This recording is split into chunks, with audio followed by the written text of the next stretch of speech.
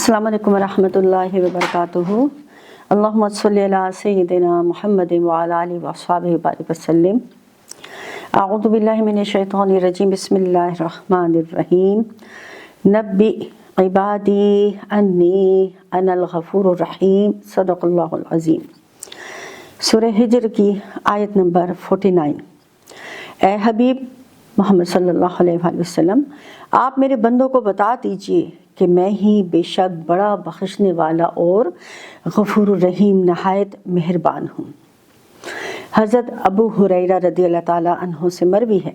कि रसूलुल्लाह सल्लल्लाहु अलैहि वसल्लम ने फरमाया, मेरे बंदों का फ़राइज़ की अदायगी के बाद मेरा कुर्ब पाना दीगर अमाल मुस्तहब्बात, यानी वो ज़्यादा मुझे महबूब है कि मेरा बंदा फ़राइज़ अदा करे और मेरे करीब आए। और फिर फरमाया कि मेरा बंदा, मेरा साले बंदा फिर नफली इबादत के ज़रिए जब वो मुसलसल नफली इबादत करता है तो उसे मेरा कुर्ब हासिल होता है, हत्ता कि मैं उससे मोहब्बत करने लगता हूँ। और जब मैं उससे मोहब्बत करता हूँ तो मैं उसके कान बन जाता हूँ जिससे वो सुनता है, मैं उसकी आँख बन जाता हूँ जिससे वो देखता है, मैं उसके हाथ बन जाता हूँ जिससे वो पकड़ता है, मैं उसके पाँव बन जाता हूँ जिससे वो चलता है। और अगर मेरा बंदा मुझसे सवाल करे तो मैं उसे ज़रूर अता करता हूँ, और अगर वो मेरी पनाह मांगे तो मैं उसे ज़रूर अता करता हूँ। गोया फ़राइज़ की अदायगी यानी नमाज, रोज़ा, हज, ज़कात, ये फ़राइज़ अदा करने के बाद बंदा अगर नफली इबादत में मशगूल रहे तो वो अल्लाह का कुर्ब पाने का बेहतरीन ज़रिया है, और वो इसके ज़रिए अल्लाह के महबूब बंदों में शामिल हो जाता है। सूरह हिज्र की ये आयत हमें बता रही है कि रब करीम हर दम हमें बख्शने पे, हमें माफ़ करने पे और हमारी तौबा कबूल करने के लिए मुंतज़िर है।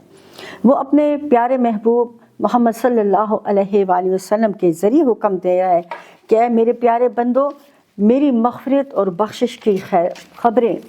है, मेरे प्यारे महबूब मेरे बंदों को मग़फ़िरत की ख़बर दो, बख्शिश की ख़बर दो।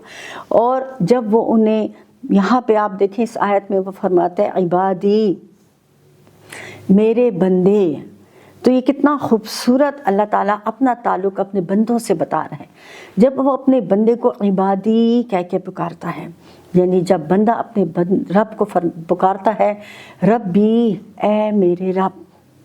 तो वो ज़रूर फरमाता है अब्दी, ए मेरे बंदे। ये कितनी अपनाहियत है, उसकी कितनी बड़ी रहमत है।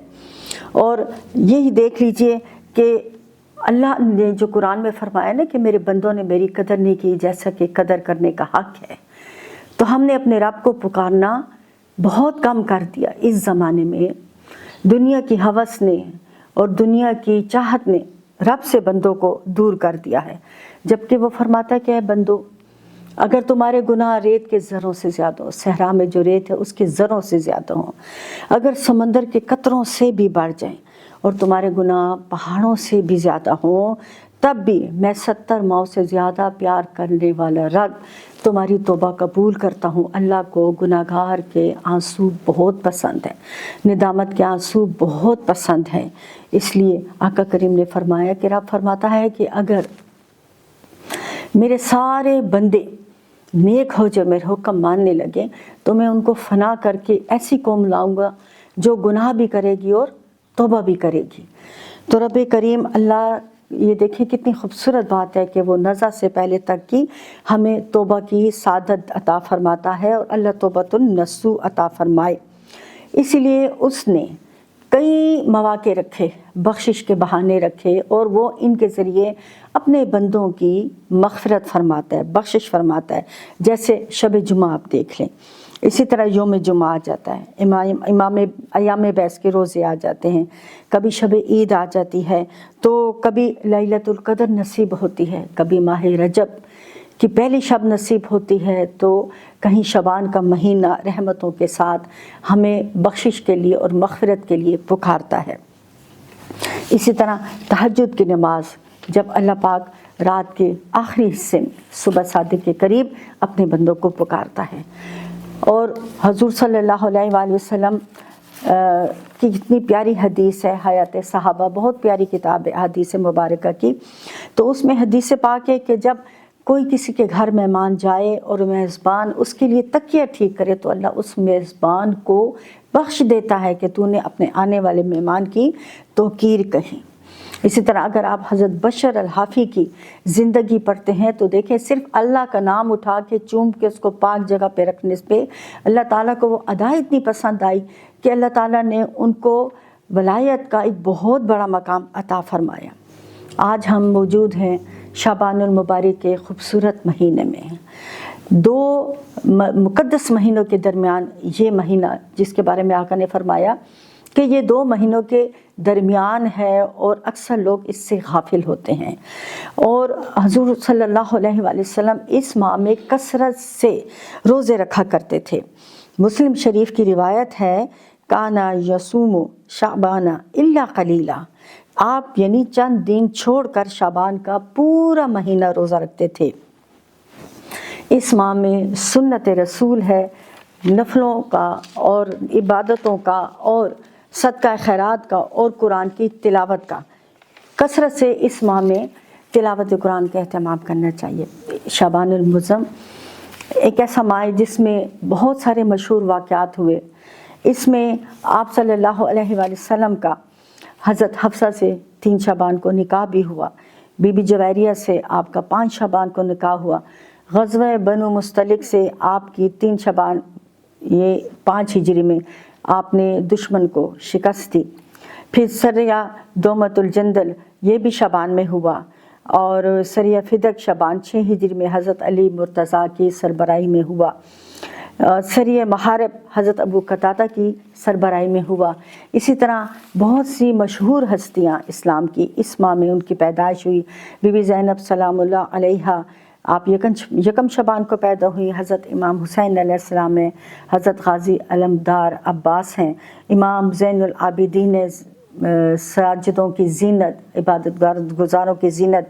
حضرت شہزادہ قاسم بن حسن مجتبیٰ ان کی ولادت بھی اسی ماہ میں ہوئی۔ تو یہ ماہ اس لحاظ سے بھی ہمارے لیے بہت محترم ہے کہ بہت ساری تاریخی واقعات اور تاریخی اسلامی ہستیوں کی اس دنیا میں آمد ہوئی۔ پھر اس ماہ کی ایک برکت یہ بھی ہے کہ اس میں لیلۃ النصف شعبان بھی آتی ہے۔ یہ وہ رات ہے جس کے بارے میں آقا کریم صلی اللہ علیہ وآلہ وسلم جو تھے وہ بار بار اصحاب کو تاکید بھی فرماتے تھے۔ حضرت عمران بن حسین یہاں فرماتے ہیں کہ ان سے یا کسی اور شخص سے حضور صلی اللہ علیہ وآلہ وسلم نے دریا فرمایا کیا تم نے شعبان کے درمیان کا روزہ رکھا، یعنی شعبان کے جو ماہ ہے اس کے درمیانی دن کا روزہ رکھا؟ اس نے عرض کی نہیں،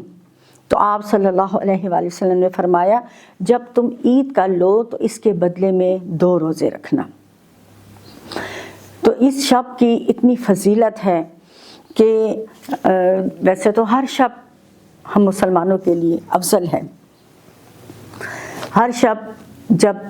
صبح قریب ہوتی ہے اور اس وقت اللہ تعالیٰ آسمان دنیا پہ تشریف لاتا ہے اور وہ اپنے بندوں کو پکارتا ہے کہ ہے کوئی بخشش مانگنے والا میں عطا کروں، ہے کوئی توبہ کرنے والا، ہے کوئی رزق طلب کرنے والا، ہے کوئی صحت طلب کرنے والا۔ لیکن یہ جو شب ہے لیلۃ النصف شعبان، تو اس کی یہ شان ہے کہ اس میں اللہ تعالیٰ غروب آفتاب کے ساتھ ہی آسمان دنیا پہ جلوہ گر ہوتا ہے،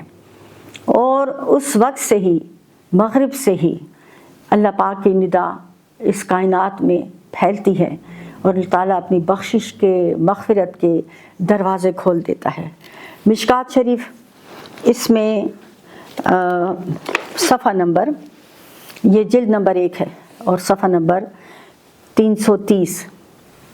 ویسے تو حضرت امام ماجہ رحمۃ اللہ علیہ نے بھی پورا ایک باب اس پہ لکھا ہے، اور اس باب کا عنوان ہے لیلۃ النصف شعبان، کہ شعبان کی جب ماہ گزر جائے، آدھے نصف ہو جائے تو اس شب۔ اب یہاں پہ یہ جو میں حدیث آپ کو پیش کرنے کی سعادت حاصل کر رہی ہوں وہ حضرت ابو موسیٰ اشعری رضی اللہ تعالیٰ عنہ سے ہے، وہ رسول پاک صلی اللہ علیہ وآلہ وسلم سے فرماتے ہیں، یعنی حضور صلی اللہ علیہ وآلہ وسلم نے فرمایا، بے شک اللہ نصف شعبان کی رات کو جھانکتا ہے تو اپنی ساری مخلوق کو سوائے مشرک اور کینہ پرور کے بخش دیتا ہے۔ اس کو امام ماجہ نے رقم کیا ہے، اور امام احمد بن حنبل نے حضرت عبداللہ بن عمر بن عاص رضی اللہ تعالیٰ عنہ سے اس کو روایت کیا ہے، اور اس میں انہوں نے 2 اضافے کیے ہیں کہ سوائے 2 کے، یعنی جو کینہ پرور ہے اور جو خودکشی کرنے والا ہے، اور ایک روایت میں آئے مشرک، اس کو اللہ پاک نہیں بخشتا، باقی سب کو جو توبہ طلب کر رہے ہوتے ہیں، مانگ رہے ہوتے ہیں، اللہ پاک ان کی مغفرت فرما دیتا ہے۔ حضرت علی رضی اللہ تعالیٰ عنہ سے روایت ہے، اور یہ بھی ابن ماجہ ہی کی حدیث ہے، کہ وہ فرماتے کہ رسول اللہ صلی اللہ علیہ وآلہ وسلم نے فرمایا، جب نصف شعبان کی شب ہو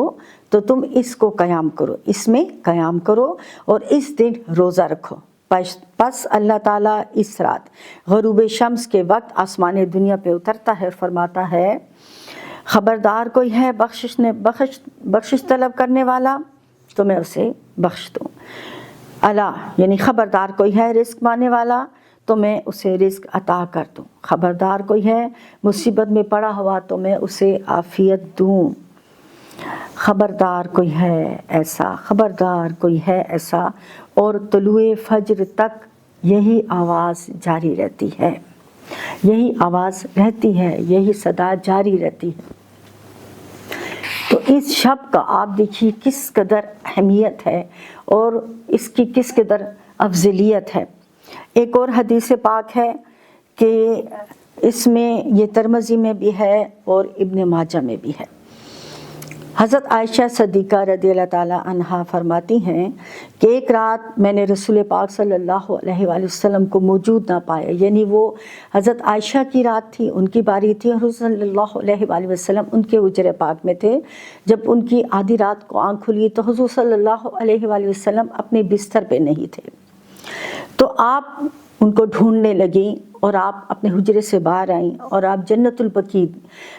جو حضور کا روضہ اقدس ہے، جو حضور کا حجرہ ہے، جہاں بی بی عائشہ کا، جہاں آپ کا مزار انور ہے، اس کے بالکل سامنے ہی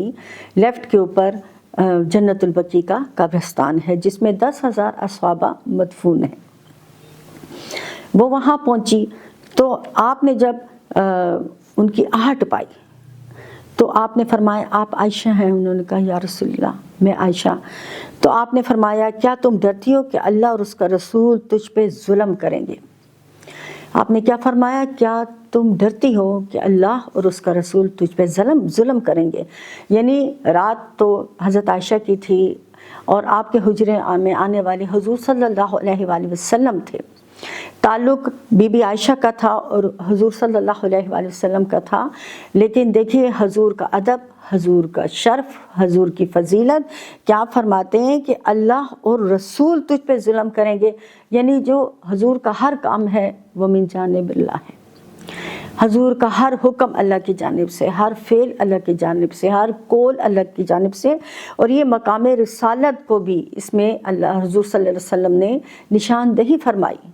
کہ میرا ہر فعل، ہر قول اللہ ہی کی جانب سے ہے، اس لیے فرمایا کہ کیا تم ڈرتی ہو کہ اللہ اور اس کا رسول تم پہ ظلم کریں گے؟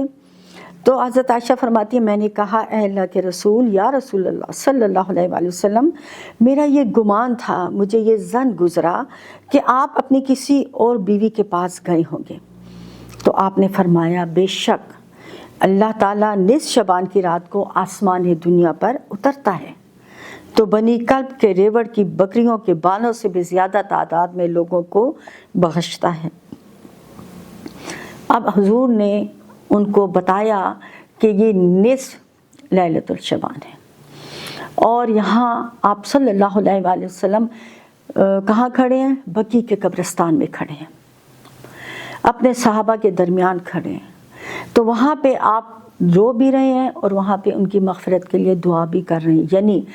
جو نصف شعبان کی رات آتی ہے اس میں آپ صلی اللہ علیہ وآلہ وسلم کی سنت ہے قبرستان میں جا کے اپنے مرحومین کے لیے بخشش کی دعا کرنا، تو یہاں سے یہ ثابت ہوا کہ مرنے والوں کے لیے دعا کرنی چاہیے، یہ سنت رسول صلی اللہ علیہ وآلہ وسلم ہے۔ اس زمانے کے فتنوں میں ایک یہ فتنہ بھی ہے کہ ہم نے مرحومین کے لیے ایصال ثواب کرنا اور دعا کرنا چھوڑ دیا ہے، اور ہم اعلان اس بات کا انکار کرتے ہیں کہ مرنے کے بعد ان کو کوئی ایصال ثواب کیا جائے گا۔ عام لوگ کہتے ہیں جو مر گیا اپنے عمل ساتھ لے گیا، اس کے بعد اس کا کوئی بھی رابطہ نہیں رہا، جبکہ احادیث مبارکہ بتاتی ہیں کہ مرحومین کے لیے ایصال ثواب کیا جائے۔ تو آپ صلی اللہ علیہ وآلہ وسلم ان کے لیے دعا فرما رہے تھے، اور پھر آپ نے مثال بھی دی کہ اس شب جو ہے بنو کلب کی بریوڑ کی بکری، یعنی وہ قبیلہ تھا جس کے پاس سب سے زیادہ ہزاروں کی تعداد میں بکریاں تھیں۔ ہم ایک بکری کے بال نہیں گن سکتے، اور وہاں ہزاروں بکریاں ہیں، اور فرما رہے ہیں کہ اللہ پاک ان کی، یعنی جو لوگ فوت ہو چکے ہیں تو وہ اللہ پاک ان کی مغفرت فرماتا ہے۔ تو اس رات اپنے والدین کے لیے، اپنے مرحومین کے لیے جتنا بھی ہم ایصال ثواب کریں، جتنی بھی دعا کریں، یہ سنت رسول ہے۔ اگر مرد حالات ٹھیک ہے، کوئی خطرہ نہیں، تو قبرستان جا کے یہ سنت وہاں پہ بھی ادا کر سکتے ہیں۔ تو امام ماجہ نے باب نصف شعبان باندھا، اور یہ ان کے عقیدے کا بھی اظہار ہے کہ جب کوئی امام یہ لگاتا ہے، باب بناتا ہے، تو اس سے مراد یہ ہوتی ہے کہ وہ اپنا عقیدہ بھی بیان کر رہے ہیں۔ تو سیاستہ کی اتنی مشہور کتاب، پھر اس کو مشکات شریف میں بھی اس حدیث کو جمع کیا، یہ جلد اول ہے، اور اس کے صفحہ نمبر 330 کے اوپر یہ حدیث مبارکہ موجود ہیں۔ تو اللہ تعالی ہمیں توفیق عطا کرے کہ ہم ان پیاری پیاری سنتوں کو ادا کر سکیں۔ اور اس رات کو یہاں پہ شب برات کہا جاتا ہے، یہ شب بارات نہیں ہے، شب برات ہے۔ تو شب بارات جو ہے یعنی بری الذمہ ہونا، بری الذمہ ہونا، یعنی اللہ تعالیٰ اس رات گناہوں سے انسانوں کو بخشتا ہے اور بری الذمہ فرماتا ہے۔ تو ہمارے ہاں جو بدعات اس میں رائج ہو گئی ہیں، جو اس میں ہم نے اپنی طرف سے چیزیں شامل کر لی ہیں، اس سے بچنا چاہیے۔ یہ عبادت کی رات ہے، بخشش کی رات ہے۔ اس شب بچوں کو وہ آتش بازی اور پٹاخے چلانے کی ترغیب دینا، اور بچے ان کاموں میں مشغول ہوں، اور یہ خوبصورت رحمت کی گھڑیاں ہمارے ہاتھوں سے نکل جائیں۔ پھر ہمارے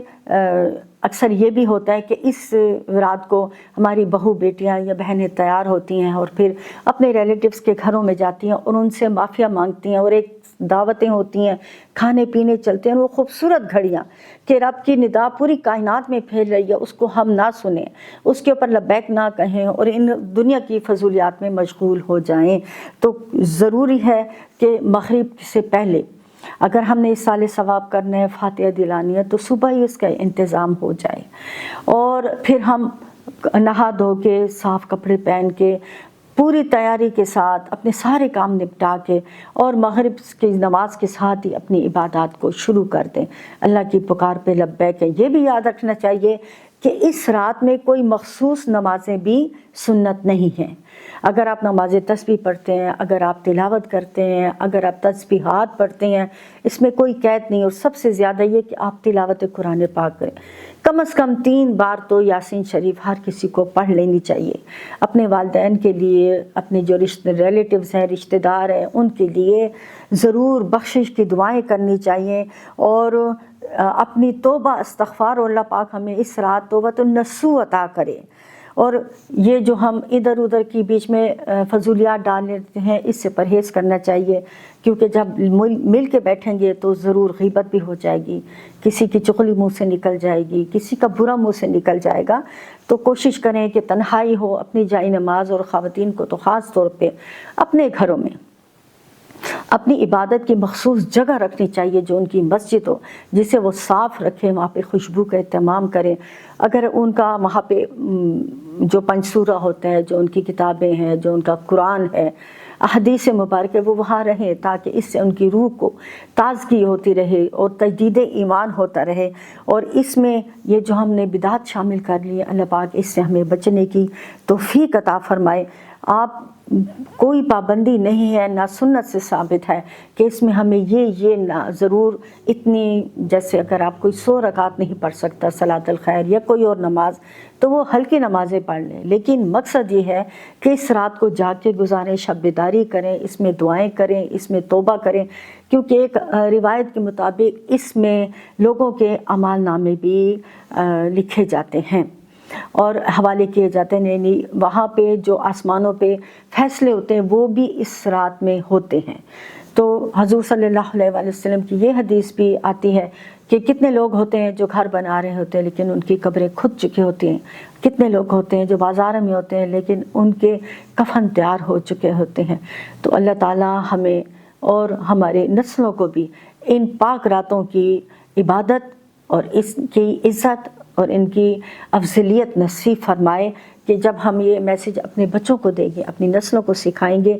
تو ضرور اللہ پاک ہمارے اوپر کرم کرے گا، اللہ تعالیٰ ہمیں عمل کرنے کی توفیق عطا فرمائے اور اللہ تعالیٰ ہمیں اس رات کی عبادت نصیب کرے۔ اس کا مقصد یہی تھا کہ اس رات کا انکار کرنا، حضور صلی اللہ علیہ وآلہ وسلم کی بات کا انکار کرنا ہے۔ جب امام ماجہ جیسی عظیم الشان ہستی نے پورا ایک باب اس پہ لکھا اور حدیث کو رقم کیا تو پھر کیا ہمارا تقوی اور ہمارا علم ان عظیم ہستیوں سے بڑھ گیا؟ ہم فتنوں کے دور میں زندہ ہیں، تو یہ جو عبادات کی ہمیں راتیں ملتی ہیں اس میں ضرور عبادت کرنی چاہیے، عبادت کرنا کوئی گناہ نہیں۔ اسی طرح آپ دیکھ لیجئے 27 رجب کی رات آتی ہے جو ہم سے جدا ہو گیا مہینہ،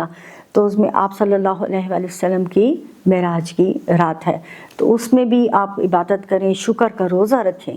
شکر کا روزہ رکھیں کہ کسی نبی کو یہ فضیلت نہیں ملی اور ہمارے نبی کو یہ اللہ نے اتنا بڑا درجہ عطا فرمایا۔ اللہ پاک اس رات ہمارے لیے بہتر رکھے، ہمارے لیے توبہ لکھے، ہمارے لیے بخشش لکھے، اللہ تعالی ہم سب کی مغفرت فرمائے، اللہ تعالی اپنی دائمی جنتوں میں اپنے نیک بندوں کے ساتھ ہمیں جمع فرمائے۔